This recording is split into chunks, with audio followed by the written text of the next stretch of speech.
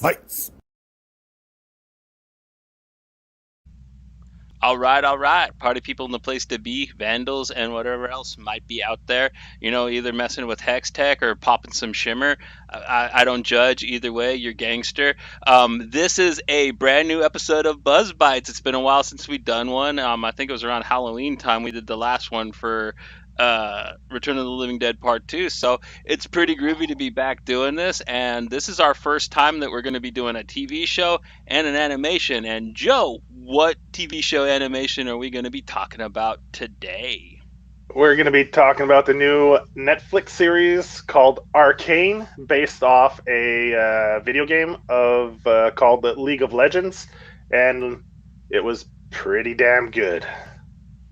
Right, right.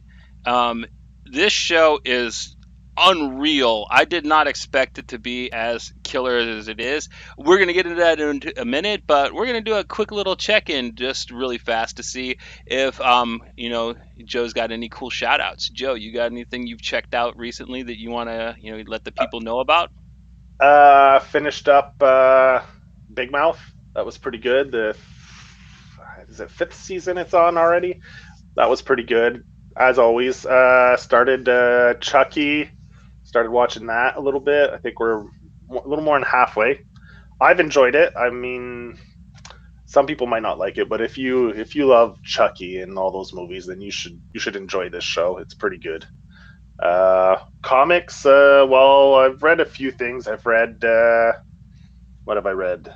Soul Plumber from the DC. I've read.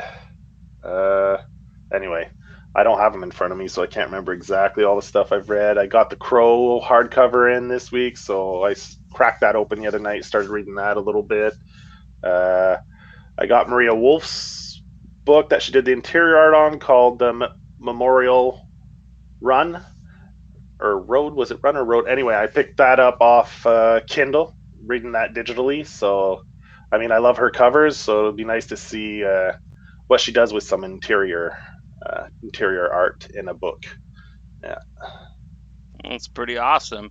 Yeah, for yeah. me, my main shout out's going to be a movie called The Spine of Night. It is a Shudder original, and it is a rotoscoped animated film made in like that Ralph Bakshi style. If you liked like heavy metal or Fire and Ice or Wizards, this movie looks a lot like that, but it's really streamlined. It's really clean.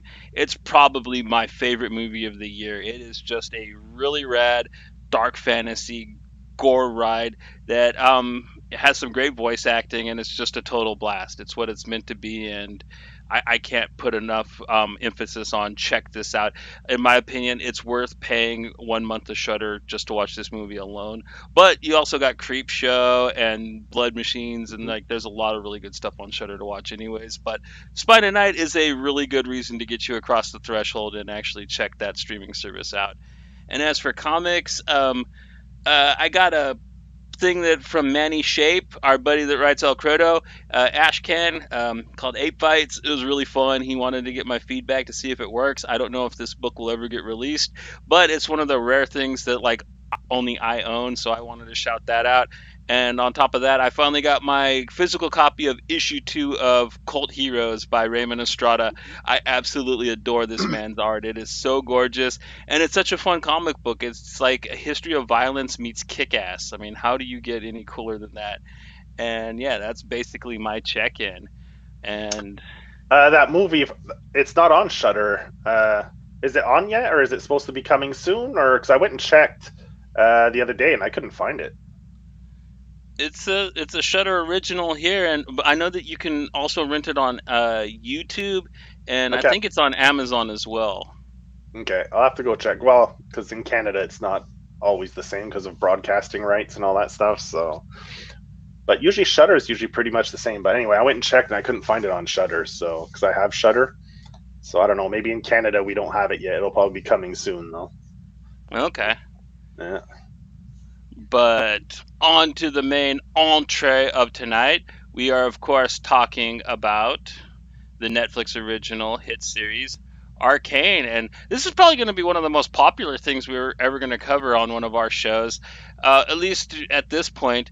But we have to because it is just that good, and there are still so many people undecided about it because it is based off a video game, a very popular video game, League of Legends, and a lot of people have this threshold that think that they have to know the video game to be able to get into the show. And I want to let everybody know right off the bat that you can know absolutely nothing about the video game because I know next to nothing about it, and you can get right into this show. All I know, from what I understand about it, is it uses some of the more popular characters from the game and gives them backstories and lore. You know what I mean? And basically kind of fills in some blanks with them. And that's basically all you need to know to get into it. And Joey, you want to kind of start the synopsis or? Sure. This show, as Johnny said, is it's based off some characters from League of Legends, and you have two factions of people: the like these underground people who are more poor, and then you have the elite, the rich, who live in palaces, and it's the struggle between these two clans of people, or these two uh, how should you say castes of people, because it's kind of like a caste system where the rich look down on the poor, and the struggles that these poorer people go through to try to survive and just be able to live. And it follows the story of two sisters are the main focus of the first season. One is called Vi, and the other one is called Powder. And it kind of, the first few episodes start off with them as Powder is just a young little girl, and their adoptive father, because their parents died there was some kind of war between the two societies, and they lost their parents. And I can't remember the character's name who adopted them. Do you Vander. remember what it was? Vander, yeah, adopts the Vander. two girls, yeah, and raises them as his own. And that's the early going. It establishes the world, these characters, and they do a wonderful job, like with the characters, the character development. I mean, it's really well done. You feel for these characters, you fall in love with these characters. It's really well done. That's pretty much the story of the first three episodes. Then it takes a little time jump into the future where Powder is a young adult. She's probably like in her 18s to 20, early 20s, something like that. And then the story progresses from there. And for me, the first two episodes were kind of a little slower because they're establishing the characters, the world that the story takes place in. But by the end of the third episode, so if you guys watch this and you're like, oh, it's not just get through those two first episodes, because by the end of the third one, you're going to be hooked for sure. I guarantee it. Because it's brutal, it's devastating, it's heartfelt, and it gets super stylish. Like, I love the style of this show, and get by the end of the third, you'll see it'll definitely hook you by the end of the third. So then the story takes that time jump, and I'll let you go from there, Johnny. Yeah, it goes from a time jump, and it basically goes to where, like Joey said, Powder's probably a young adult, and Vi is somewhere in her probably early to mid 20s, and basically, Powder is no longer Powder. She is called Jinx.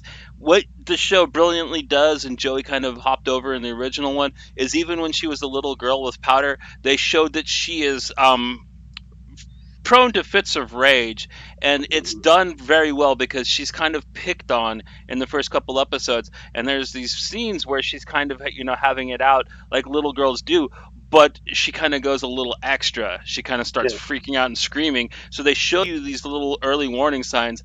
But then when the show picks back up when she's an adult, she's almost full on Harley Quinn, and her little extras, oh, it's rendered so beautifully. Her freakouts are what you want your Harley Quinn movie to look like. Like, it goes into this really stylized style where yeah, because the show is like this CG animation. It's really clean, really good models, but then you almost get like this color pencil like motif of like these crazy demons with their eyes crossed out, like that pop out over the 3D animation, and oh, it just looks so glorious. Her little freakouts are so good, and she has been taken in by Vander's ex brother, who they used to be best friends, but they became enemies. And his name's Silco, and he's kind of like this kind of weaselly, ratty gangster type guy. And at first, they make you think that he is just the ultimate scumbag, but oh man, did this show deliver probably one of the most interesting and fun villains I've seen in a long time with Silco. And he Mhm. brings Powder up, and at first as Jinx. She's Jinx now, and she just murders things. I mean, she enjoys it. She has a big Yeah. ass Gatling gun. She makes these little monkey grenades, all kinds of stuff, and she just loves causing carnage. And Silco kind of just winds her up and sends her out to do it. And at first, you think he is just using her, and in a way, he is. But there is a thing where he truly thinks that he's her dad, which I thought was Mhm. kind of a beautiful thing they do with the show.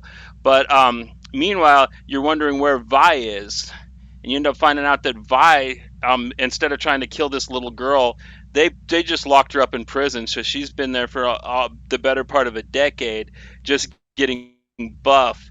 There's a Yep. cop girl who is friends with probably one of the main characters of the show named Jace, who the scientist guy who ends up becoming a politician. Well, she gets really Oh, involved trying to help him out. Go ahead, Joe. mm. You know who does the voice for Jace, right? No, who does it? Detective Douche. Is it really? Yeah, it's him who does the voice. Detective Douche from Lucifer. He does the voice. I went and checked. So, yeah, so I saw that. I was like, oh, shit. I'll have to Well, tell Johnny he, that. he's not lisping all over the place like he does on Lucifer. So, wow. No. Yeah, But yeah. basically, she starts uncovering what's really going on, and you find out that Silco has like the cops paid for up above, and she ends up getting Vi out of jail. Her and Vi go down to the underground to see what Silco's up to and how bad it's changed since Vander's left. And oh man, it is like a smorgasbord of just chaos down there. The two get into some really fun adventures before finding out that Jinx has stolen a piece of magic from Chase, and she's going to make basically a magic nuke out of it. And Mhm. you go ahead and take over for the third part, Joey. Yeah, this is where Jinx starts to go get really unhinged, like Johnny was saying, when she has these mental breaks, these fits where she goes into the past and she gets these kind of really cool, stylish hallucinations, and it kind of influenced her to do things. And of course, like Johnny said, Silco, she is like a father figure to her now, and she just wants to impress him. So she's willing to go to any length to gain his admiration and praise. So uh, she sets off a chain of events. She sets up these bombs outside of like the Citadel or whatever, one of the main where the higher ups of the society of the higher society meet to make these decisions, and boom, a bomb goes off, and this sets off a chain of events where uh, the two factions start to war a little bit and start to have battles, and they're trying to find Jinx because she's considered a terrorist now. So they're trying to catch Jinx before she can do any more harm or damage or any more acts of violence on the I forget what they're called, the council or whatever. So yeah, so then it's a hunt for Jinx, and then like you said, the cop that's friends with Jace, well, they come to she goes and finds Vi because she believes that the only way to find Jinx is to get someone who knows the people and to help her go find them. So she lets Vi out and makes a deal that they'll have to go and try to find who the terrorist is. And Vi doesn't really know what's going on with Powder or anything. She's unaware because, like Johnny said, she's been in jail for the last maybe five years or so. So this leads to some pretty awesome confrontations, fights, battles between uh, Vi, the cop, and like the dwellers from the underclass. And like this show has some amazing action scenes, like great stuff. Uh, and Vi, when she first gets out of jail, you have this action sequence where she just runs and does some parkour. Is that it? Of Anyway, course. and yeah, and you get like first person view. Like they really like get into the video game like aspect where you got like the third person, first person, and they go back and forth, and it's so well done. It's really cool. And so then Vi's there trying to help this soldier cop or whatever from the Citadel or whatever it's called to track Jinx down. So she finds out that Powder has gone down this dark path, and she believes strongly that Silco's the one who completely influenced her. Where, by if you see at the end of the third episode when all the shit goes down, it's actually Powder that goes to Silco and hugs him and like she just needs a parent figure and she latched on to Silco. So he didn't really influence her at all. It was of her own free will. And that's where Vi has a hard time believing that and thinks Silco's a really bad person. Like Johnny touched on, like Silco is a bad person. He has a distorted view and he's an extremist, but his love for Powder, who is now Jinx, is actually authentic. And they dig into that part of the story quite a bit in this part, and where he's almost willing to give up his cause to save Jinx, and because he actually views her as a daughter, like Johnny said. So Jinx starts to go unhinged, where even Silco can't control her, and she starts on a rampage. And when she finally finds Vi, who she thought left or was dead, actually she thought she was dead. That's what Silco told her, and Silco thought she was dead as well. But no one knew that she was in prison. So this leads to a big chain of events with Jinx, and she begins to mistrust Silco and starts to go off on her own and do her own, what would you say, rampage towards anyone and anything that, you know, Yeah, she stops following Silco's script and really yeah, starts just on making her own. Yeah, chaos, trying to yeah, be more like the Joker or something than yeah. actually an organized terrorist. Hmm.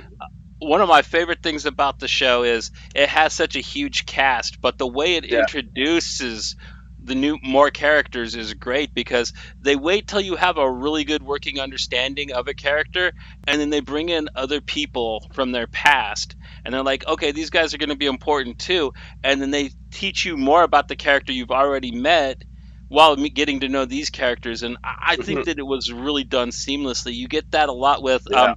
a character you meet at the beginning of the show, Echo, who ends up Echo. Yeah. showing back up, and he has a whole gang of his own called the Firelights. They're kind of like the Yeah. snowboarder terrorist kids or graffiti Hoverboarders. kids. Yeah.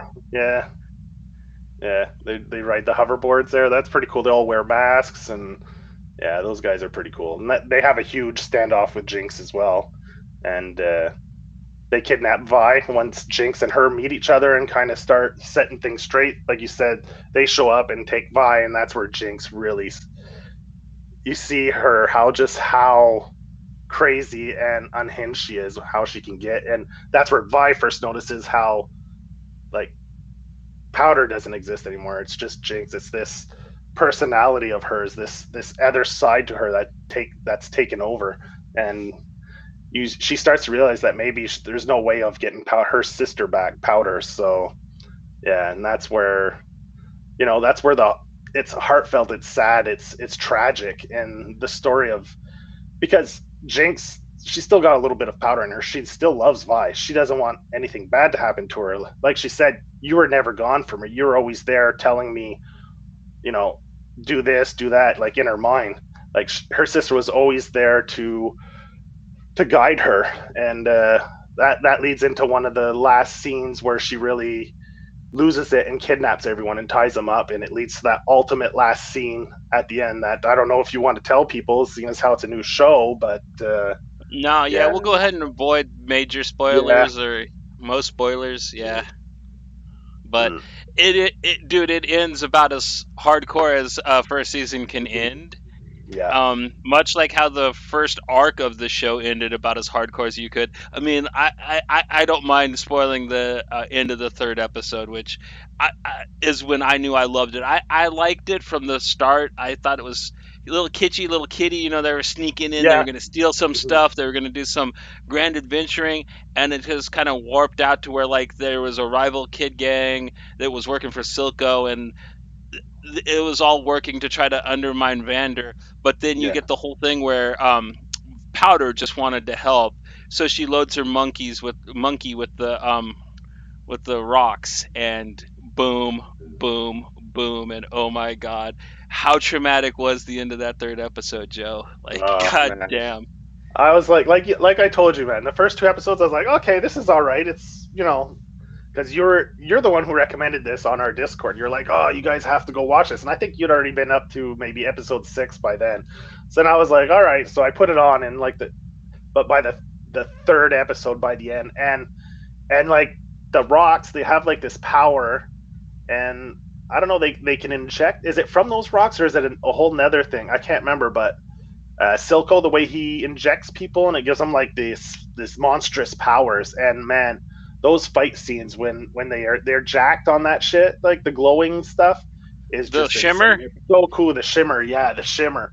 When they're all jacked on the shimmer, and oh, it's so cool, man. Oh Like yeah, those when they're in the two, with yeah, Vi and Jace, when they're in the Shimmer factory, and like yeah, those little Shimmer mech kids come out, and like they're yeah, blasting them with the hammers and boxing them, and yeah, yeah, that is just probably one of the most viscerally, visually stunning things I've seen.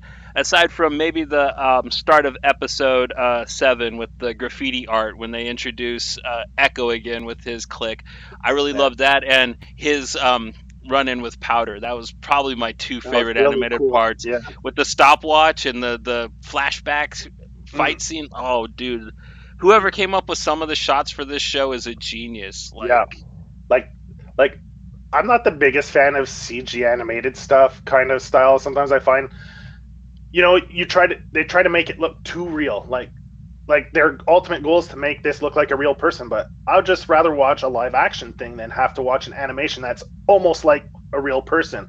Whereas this one, they scale it back and they stylize it, and it's so well done. It's so cool. Like I really dug the art direction on this. It's just out of this world. And if anyone knows us and knows what kind of comics we like and the style we like, oh man, once you get into that, after that first little arc, the first 3 episodes, then you can see like the action sequences and how they add the stylization, and when Jinx has her mental breakdowns, like how they stylize that to portray it is just amazing. It's just so well done, and like you could watch this with the sound off, and you'd still be in wonderment of it. It's so well done. It's so beautiful. Uh, like man, it just one hit all the right buttons for me.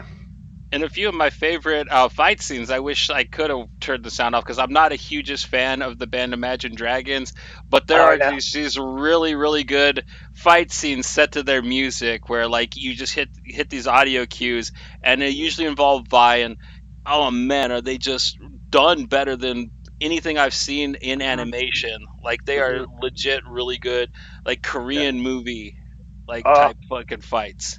and just the design of Jinx with her two long braids when she's fighting, how they just curl and fly around when she's shooting, like like like this show is flawless when it comes to the action and the art style and the art direction. It's just flawless.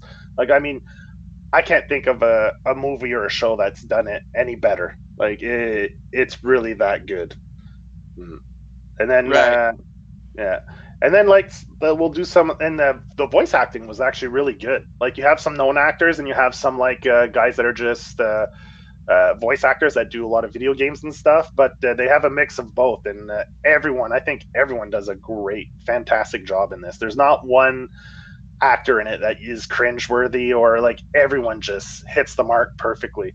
And there's the one who does the voice for Vi is Haley Stainfield, she'll probably be the hottest thing in 2022 because she's actually playing in Hawkeye, the series. So and now she's playing Vi on this Netflix show, which is a hit. It's in the top. It's been in the top 10 for a month now. So she's, I think she's going to be pretty hot in the coming year with Hawkeye. This, and she's done great stuff on other stuff like True Grit. She's done The Edge of 17. So man, she does voice in there as well, and she does a great job as Vi. Who does the voice for Powder? Because like she's got like the perfect voice too. Yeah, Like the way she does a when good she job. gets when she gets really crazy, like it almost gets gravelly. She's Well, almost got like a punk rock there's growl to her voice. Jinx is done by Ella Purnell, who does Sweet Bitter. It's a TV series. I haven't watched it, but that's the one thing I've recognized her from. And Powder is done by another actress. Who is Powder done by? Yeah, I that's don't think probably when it's she was that. a little girl, right? When Yeah, she when was she's a little girl. Mia Sinclair Jeunesse. So I don't know. She doesn't ring a bell. So. But I mean, I went into this thinking it was going to be another kind of mediocre video game adaptation, Yeah. and I walked out just like, oh my god, I want to play League of Legends. Like, give me $9,000 so I can buy a PC good enough so I can play League of Legends. And like you say, the supporting cast in this is great as well. They all have great stories, backstories. They dive into almost, they give you a little bit of backstory on almost every single character of any kind of significance in this, and it's so well done, so well done. Like I think you could get rid of Vi and Jinx, and this show could still go because it's so deep with its characters and the way they develop these characters that man, I think this show could keep going even though you lose your two main protagonists and antagonists or whatever you want to call them in Jinx and Vi. Like it's that deep and the characters are so well developed. I think you could run with any of these characters and have an interesting show.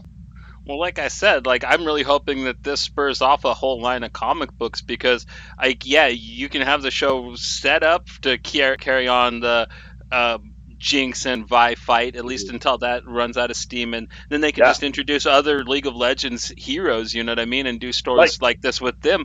But I mean, I would love to see more mhm. a comic book about like Victor and some of the other Vander, characters. Vander, like yeah, when he's Vander and younger, Silco in the earlier days. Silco. Yeah, exactly. Like I mean, the world building in this is done phenomenal. Like I mean, like there's so many different avenues they could take and build off this. It's amazing. It's like probably the number one best surprise of 2021 is this show. Like really, it's that good.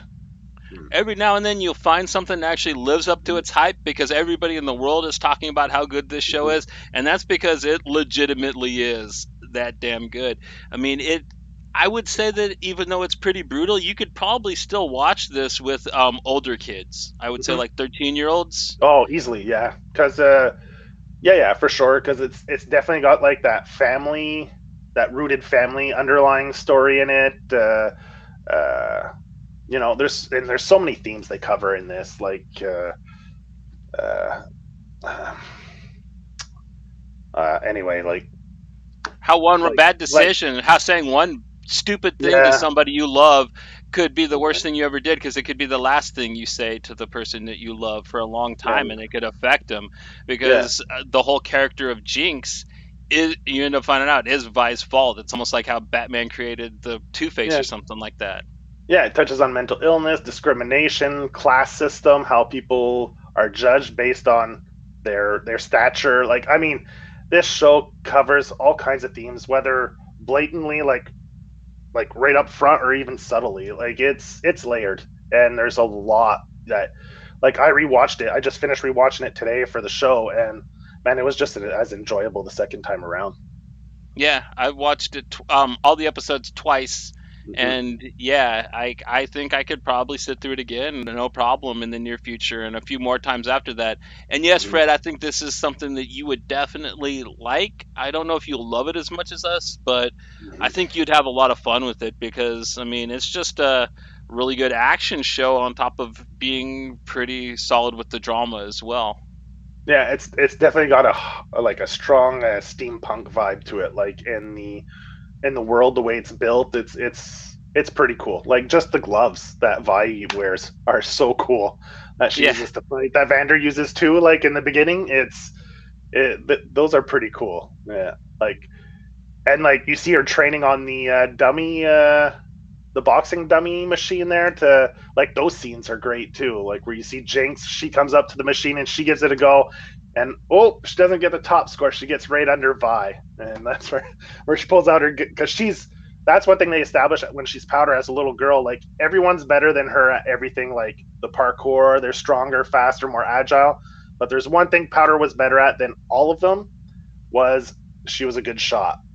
Like yeah, cause she could she hit could the target. Yeah, she hit the target no problem. Like she pulled out her, because they have a scene where there's like those shooting gallery with the things moving around with the targets, and one of the guys that keeps teasing her and putting her down keeps missing, and she just pulls out the gun and like pat pat pat pat pat, doesn't miss a shot, and then she throws the gun down, gives him a look, and goes and yeah, yeah whatever. Full look. Yeah, yeah I yeah love the whoever designed the facial expressions for that character in mm-hmm. particular was really good. Vi's really good too. I like when she was yelling at him in that one episode. You see this face? Whenever I make this face, that means this is the shut the fuck up face. I thought, yeah, whoever did the facial expressions for the characters in this show, like really, they put a lot of love into almost everything yeah that went into the end. yeah and like we touched before, like Silco, he is, like you said, he's a great villain, because you go through the motions with him, right? He starts off as just despicable, where you're like, ah, you knew, like the double, like his relationship with Vander, where he takes advantage of Vander's feelings for him to use it against him, right? And then you're like, what an asshole. And then as it goes with his relationship with Jinx, you start to realize that, man, he's doing this for the people, but he's doing it in such a twisted way that, but his heart is in the right place, but it's his methods that are maybe not the best way to go about it, because he just wants the people to be able to live and be free from the, how do you say that, the rule, or the, how do you say that when someone's ruling over someone kind of maliciously, anyway, of the upper class people. He just wants to be able to, for his people just to live and be free. And like you see his plight, and by the end you're like, man, he's bad, but something, you can see that something happened to him to make him this way, and you kind of feel for him a little bit at the end. Well, that, and they also point out that like there are other gangsters like that are even weaselier than him that he's got to keep into place because Yeah, keep in mind. they're just backstabbers that would just be malicious and torture people, and Yeah. so he's got to be a little cruel, he's got to be a little vindictive and wicked to just so these people don't think that they can rise up against him. And that's probably one of my favorite scenes when he cuts the fan off, and we used to breathe Yeah. this gas, you can't even take it for a minute anymore. Like, so gangster, dude. Yeah, because you see, he still lives by a certain standard of morals that he won't go against. Like he said, he would never betray Jinx, because he looks at her as a daughter. Like, no matter how much he wants to accomplish this goal, there's, like, for him, family is still quite important, in the end. But yeah, he's a really good villain, super complex. Like, they go through a range of emotions with him, and his relationship with Jinx is so well done. Like, that's another part of it, of the story that's great. Like, there's so many different aspects that I think people could relate to in this show and really, really, really enjoy it. Well, yeah, because in the second arc, when she first starts messing things up, at first when he's like, "Where's Jinx? I need to," you think that he's just gonna yell at her or do like some mobster stuff and punish her. But like as the show carries on, you find out that he's legit worried about her safety because she's mad at him and staying away from home at this Mm-hmm. point, and he's legit terrified for his daughter, and it gets oddly touching for Mm-hmm. kind of the type of character Yeah, that it is. yeah. Oh yeah, like everyone has a bit of a dark and a good side in this. Like, there's no black and white, you know. And like, just like when Vi and Jace kind of have their little encounter, like, you guys sit up in your towers and you judge us, but you never come down to actually see our plight, right? Like when he sees the kid die, He's like, oh my god, this. He's like, she's like, this is just one of 100. This is now that you've been down here and seen. This is nothing. Like this is what we live every day to survive. And it's a the story's really well done. It's really well paced. It's developed well. And like you said, it's seamless. Like nothing seems to be forced or the story just flows well throughout. So if you're gonna pin a rating on it, man, like what would your score for this be? Like if I had to give it a numerical rating, I'd give it definitely a 9 on 10. Yeah, exactly. Near perfect score, 9 out of 10. As close as I get to giving something a 10 out of 10. Like this show Yeah, gets it. yeah, like it hits everything. Like the voice acting is top notch. The animation is really well done. The art direction is great. The story's good. The action sequences are, I mean, Could doesn't use get some much better. slightly, could use some slightly better music. Get rid of Imagine Eh, Dragons, but I mean, whatever. yeah, like they do the theme song for the beginning for the intro for each episode. It's done by Imagine Dragons, and they have a little animated part where it must be all the band members. It's actually them, right, in the show. Oh, the big They do a showdown in the little, end of the yeah, second yeah, arc. Yeah. yeah.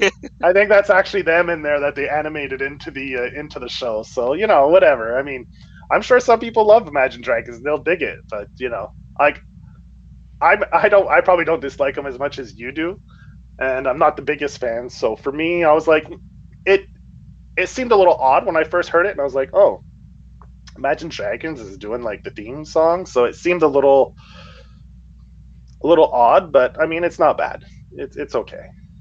It could be worse. It could have been Maroon 5. I hear you. Yeah, especially that guy, man. He's considered the biggest douche of them all, right? The singer, what's his name?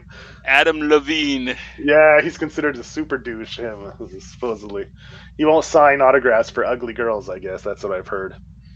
Mm.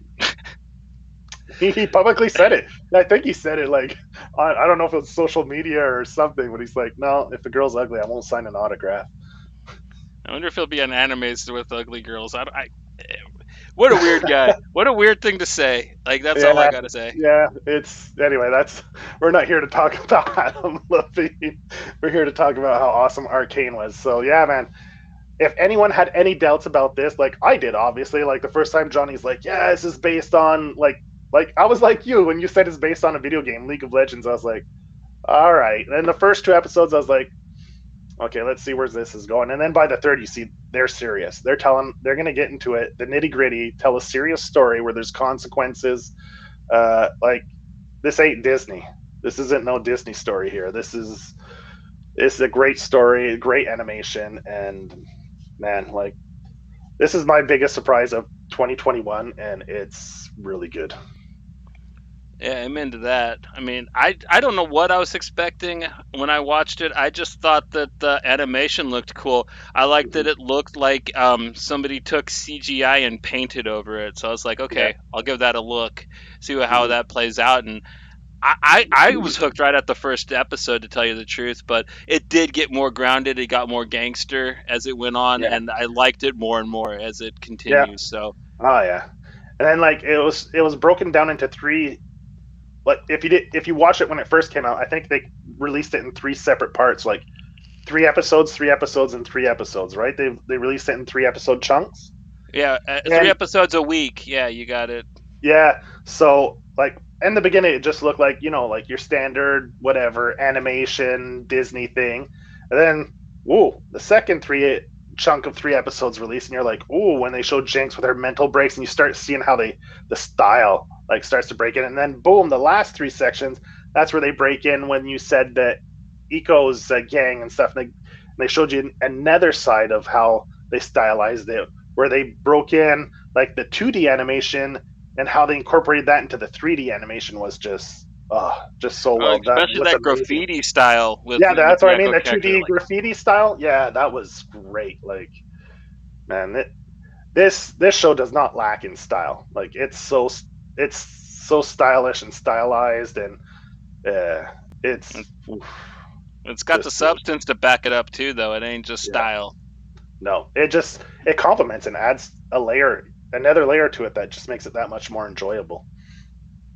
Yeah, it nails exactly what it was going for, and I Mm-hmm. really hope that the subsequent seasons keep up this level of quality because, man, am I hooked, and I really hope it doesn't lock and key me. That's all I'm saying. Well, I think the second season is going to be. I don't know what it's going to be, but there should be some pretty big action in the second season as well, especially What how it ended.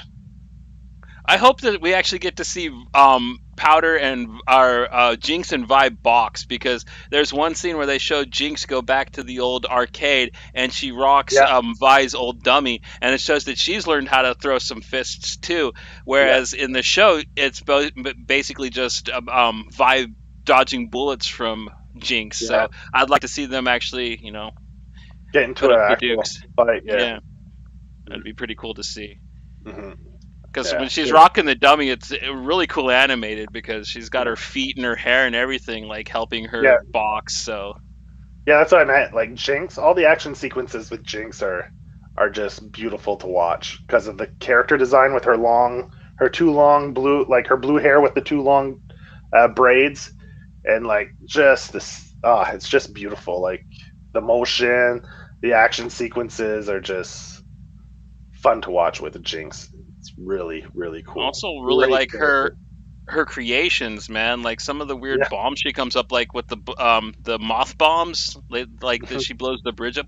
Like that was so neat, man. And it was such a little part. They don't even like if you blinked and missed it, you probably wouldn't understand what happened. But it's cool. She was like inspired by the weird little moth fireflies that fly around the city, so she made her own little grenade versions of it. That Yeah.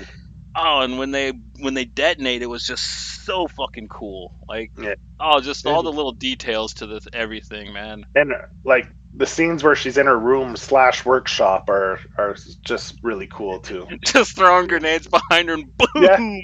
yeah. She's bored, just blowing shit up. Yeah, yeah. She's a great character. Yeah. So, yeah. It's loads of fun. This show is loads of fun. There's something in there for everyone. So, man, go check it out for sure. Yeah, and I really hope this inspired some of you guys to check this show out because if you didn't get the hint, me and Joey love it and everybody seems to like it. So if you haven't checked Mm-hmm. it out, I hope we kind of maybe pushed you across that precipice to actually get into it because that's what we aim to do here. Um, Friday, we are going to be doing another interview. It's going to be an early episode. We are going to Mm-hmm. have EPHK on the show. It's going to be 2 o'clock Eastern Time. Live from Berlin, the creator of Mart Vallis, EPHK, will be live with us. And he is very excited. He's even getting a haircut, he told me. So I don't know what his hair looked like to begin with. I'm almost curious. But yeah, we Yeah. inspired the man to have a haircut before doing an interview with us. So this is going to be a serious one, people. It's going to be gangster. Yeah. Yeah. But until then, this is Buzz Bites, a product of Pink Buzz, which is a product of graphic vandalism. And you know what that means, people. That means don't stop reading, don't stop watching awesome cartoons, movies, what have you, and don't stop supporting that excellent music. Until Friday, we bid you adieu.